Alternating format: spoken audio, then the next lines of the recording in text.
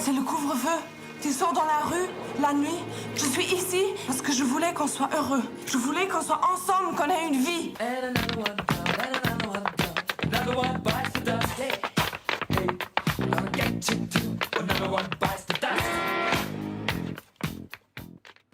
Activist art in Ukraine, resistance and tragedy in Algeria's war of independence, and Irish dancing gets a pop-friendly makeover.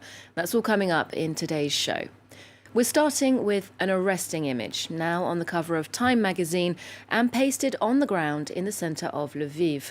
French street artist JR travelled to the Ukrainian city to install one of his trademark portraits, an extra-large black and white picture of 5-year-old Valeria, one of the millions of refugees who fled Ukraine since the Russian invasion began. JR documented the creation of this work on social media, saying that this little girl is the future, and in this war she reminds us what Ukrainians are fighting for. Here's more from him. Literally 100 people showed up. I couldn't believe it. So we gathered them and I explained them the project. A lot of them didn't know who I was or even the project because they kept it secret. And so we had a big conversation about the meaning of it, and then everybody was like, okay, let's go to action. So we went to the main square with the image and we started walking, and more people started gathering and joining, people from the army, young girls, old people, young people, all kinds of persons were just there and helping. Well, a month into the war in Ukraine, and many of the country's artists have been using their platform to raise awareness about the horrors of that conflict. In a departure from his usual subject matter, Bohdan Musha's now using video and photography to document life during wartime, all while sheltering at home in Kyiv. James Vicina has this report.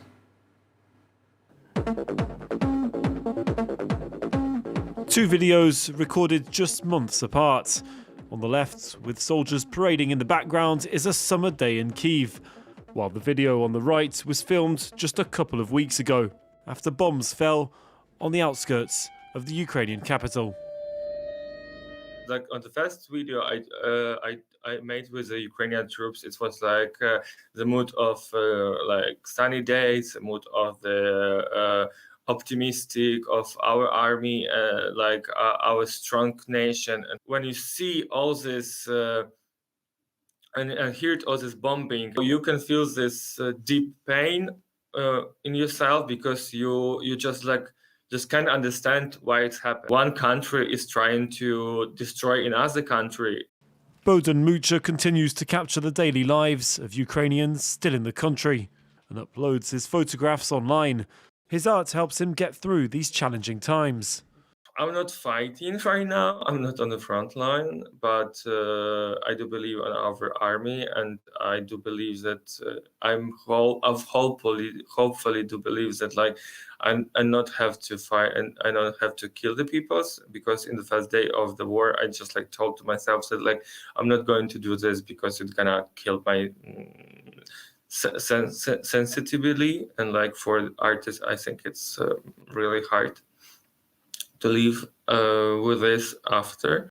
Instead, he's put his digital works up for sale as NFTs, or non-fungible tokens. He hopes he'll be able to raise money to help the Ukrainian army. Now to a new film that highlights the personal aspect of political activism by zooming in on the tragic fate of a young couple caught up in the Algerian War of Independence. This month marks 60 years since the end of that violent conflict, and the film revisits one of the darkest chapters of French colonial history. Entitled Faithful in English and De nos frères blessés in French, Charles Pellegrin and Peter O'Brien tell us more about this story. Vous venez d'où? Algeria. It starts with a passionate love story between Hélène and Fernand. Set in Algeria in 1955, the country is rocked by the War of Independence against France. Fernand is a fervent communist and chooses his side. Little by little, he's pulled into the orbit of the National Liberation Front. Si je me bats pas ici, je pourrais plus me regarder en face. C'est intéressant forcément de raconter une histoire d'un couple comme ça qui étaient des gens ordinaires et qui ont été dépassés un peu par leur engagement et qui ont été pris dans les tourments d'une guerre en fait quoi, et la guerre a détruit leur vie quoi. C'est le couvre-feu. Tu sors dans la rue, la nuit. When Fernand plants a bomb, there's no going back, even though it doesn't explode and wasn't meant to hurt people but just cause a power cut. He's arrested and tortured. Nous réclamons la peine capitale. He was sent to the guillotine to set an example after a one-day trial. The film condemns France's idea of justice during the war. C'est une condamnation qui pose énormément de questions sur la frontière entre une justice qui devient injuste, entre une démocratie qui devient autoritaire, et à quel point il faut faire attention à ces glissements. Et c'est une histoire, quand on la regarde, moi j'ai pas eu l'impression d'être tourné vers le passé en la regardant, j'ai eu l'impression de me poser énormément de questions contemporaines. The film is based on a true story. This is Fernand Yveton, filmed at the time of his arrest. He was one of the few French citizens born in Algeria to fight for independence, and the only one who was executed. On a, par l'intermédiaire de ce film, la possibilité de découvrir que des Français étaient anticolonialistes, que tous les Français n'étaient pas des partisans du système colonial. Ça, c'est très important, y compris par rapport aux jeunes générations qui vivent en France. Yveton's story played a part in history in more ways than one. French President François Mitterrand was justice minister at the time and signed off on his execution.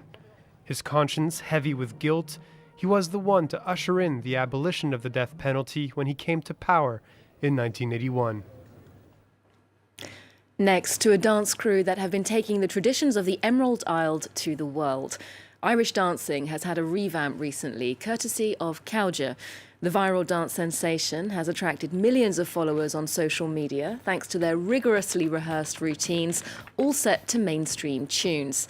The troupe even performed at the White House for St. Patrick's Day. Our reporters met them in the French capital as they took on the Moulin Rouge and its formidable performers. This report comes from Ellen Gainsford and Loïc Chalavon. Backstage at the Moulin Rouge in Paris, it's a clash of cultures as Corger's Irish dancers prepare to go up against the can-can. The group of 7 lads have been invited for a dancing battle. I'm obviously Irish, so I really enjoyed having the Irish lads over here at the Moulin Rouge. We had a good laugh, it was really fun. And of course, we got to perform our iconic Moulin Rouge dance, the French can-can. Corger have been together since 2017, and they've developed their own modern twist on Irish dancing. So there's 7 of us in the group. We're called Corja. Corja is the Irish word for friends, so we're all great friends. We've all been Irish dancing for years. We used to compete against each other and we danced in shows together. The group does traditional Irish dances to modern mainstream hits. It's a formula that's helped catapult them to fame.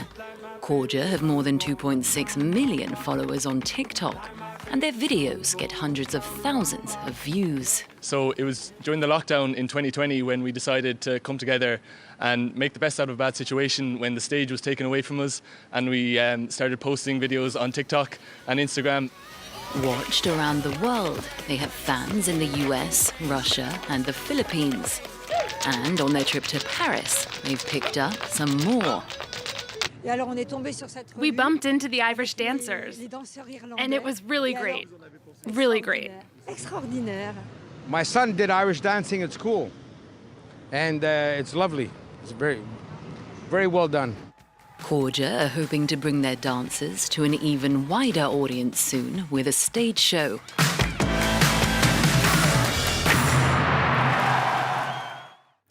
It's been 50 years since The Godfather burst onto cinema screens, broke all box office records and sparked a fascination for mafia movies that endures today. Speaking at a special screening in Los Angeles this week, its director, Francis Ford Coppola, said that he almost passed up the chance to adapt Mario Puzo's novel, but was eventually persuaded by a young friend of his by the name of George Lucas. Coppola was also honoured with his own star on the Hollywood Walk of Fame, attending that ceremony with his sister, the actress Talia Shire. And finally, the Museum of Modern Art in New York was host to a cosy cocktail party this week, where designer Ralph Lauren also happened to show off his fall-winter collection. Skipping the crowds of New York Fashion Week, Lauren went off-calendar for this intimate event, with models Gigi and Bella Hadid wandering among the guests, wearing mainly monochrome tailoring and glitzy evening wear. It was the first time the designer had staged a fashion show since September 2019. We'll leave you with some of the looks. Do remember you can get more arts and culture on our website, and you can keep up with us on social media too. There's more news coming up just after this on France 24.